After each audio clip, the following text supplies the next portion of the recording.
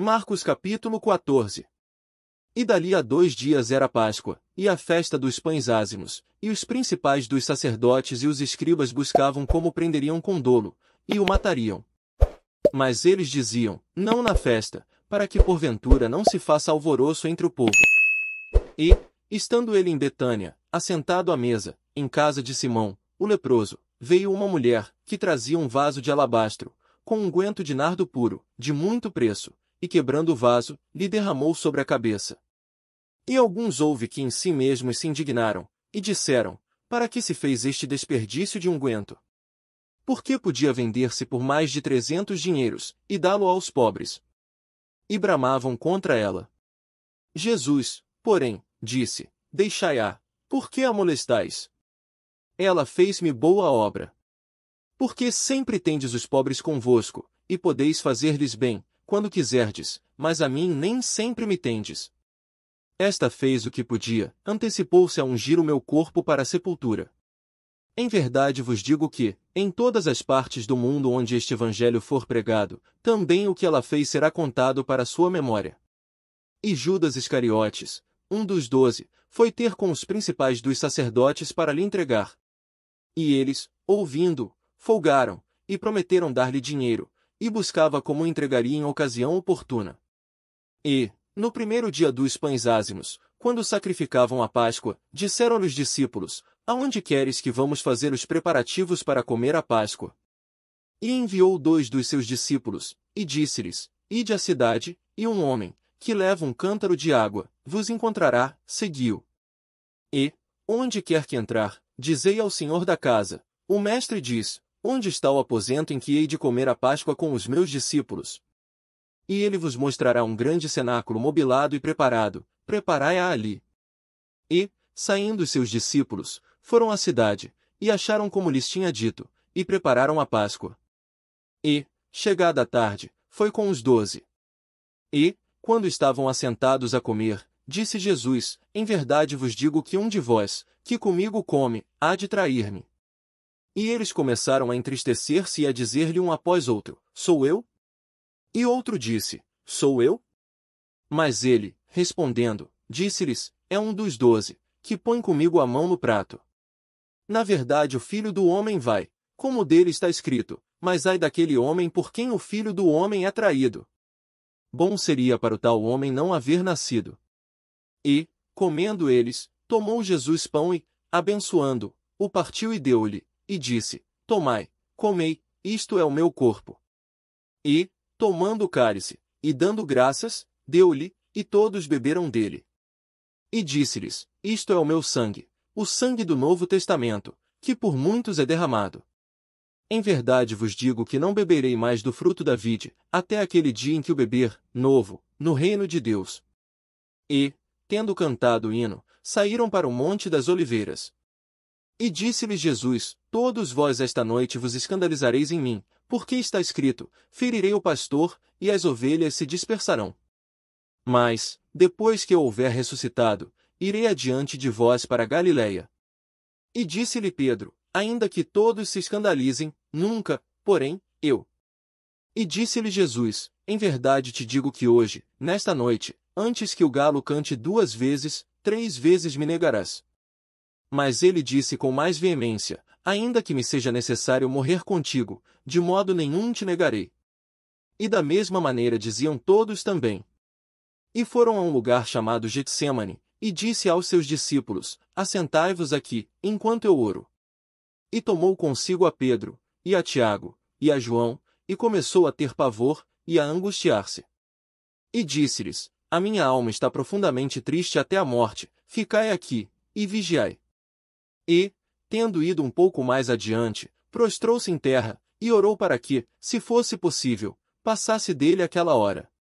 E disse, Abba, Pai, todas as coisas te são possíveis, afasta de mim este cálice, não seja, porém, o que eu quero, mas o que tu queres. E, chegando, achou-os dormindo, e disse a Pedro, Simão, dormes?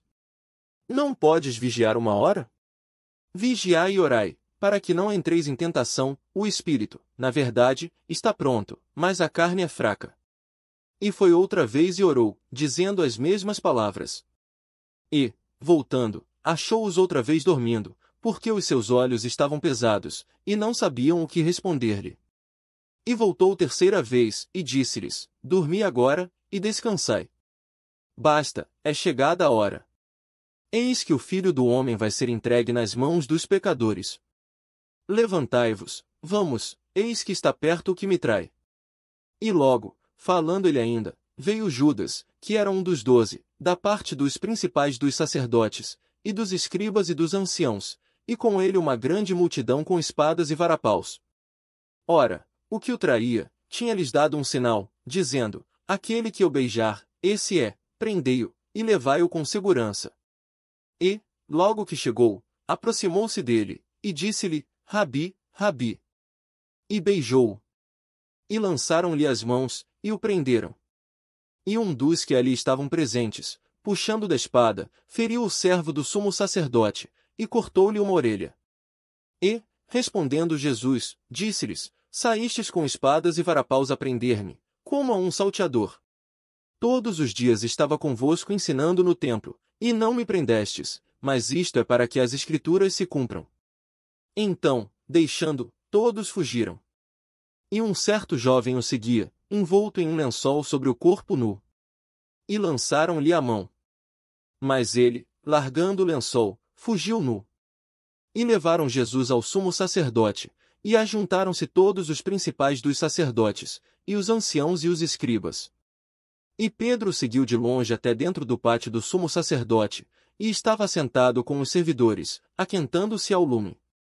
E os principais dos sacerdotes e todo o concílio buscavam algum testemunho contra Jesus, para o matar, e não o achavam. Porque muitos testificavam falsamente contra ele, mas os testemunhos não eram coerentes. E, levantando-se alguns, testificaram falsamente contra ele, dizendo: Nós ouvimos-lhe dizer: Eu derrubarei este templo, construído por mãos de homens, e em 3 dias edificarei outro, não feito por mãos de homens. E nem assim o seu testemunho era coerente. E, levantando-se o sumo sacerdote no sinédrio, perguntou a Jesus, dizendo: Nada respondes? Que testificam estes contra ti? Mas ele calou-se, e nada respondeu. O sumo sacerdote lhe tornou a perguntar, e disse-lhe: És tu o Cristo, filho do Deus bendito? E Jesus disse-lhe: Eu o sou, e vereis o Filho do Homem assentado à direita do poder de Deus, e vindo sobre as nuvens do céu. E o sumo sacerdote, rasgando as suas vestes, disse: Para que necessitamos de mais testemunhas? Vós ouvistes a blasfêmia, que vos parece? E todos o consideraram culpado de morte. E alguns começaram a cuspir nele, e a cobrir-lhe o rosto, e a dar-lhe punhadas, e a dizer-lhe: Profetiza. E os servidores davam-lhe bofetadas. E, estando Pedro embaixo, no átrio, chegou uma das criadas do sumo sacerdote. E, vendo a Pedro, que se estava aquentando, olhou para ele, e disse: Tu também estavas com Jesus, o Nazareno. Mas ele negou-o, dizendo: Não o conheço, nem sei o que dizes. E saiu fora ao alpendre, e o galo cantou. E a criada, vendo-o outra vez, começou a dizer aos que ali estavam: Este é um dos tais. Mas ele o negou outra vez. E pouco depois os que ali estavam disseram outra vez a Pedro: Verdadeiramente tu és um deles, porque és também Galileu, e tua fala é semelhante. E ele começou a praguejar, e a jurar: Não conheço esse homem de quem falais. E o galo cantou segunda vez.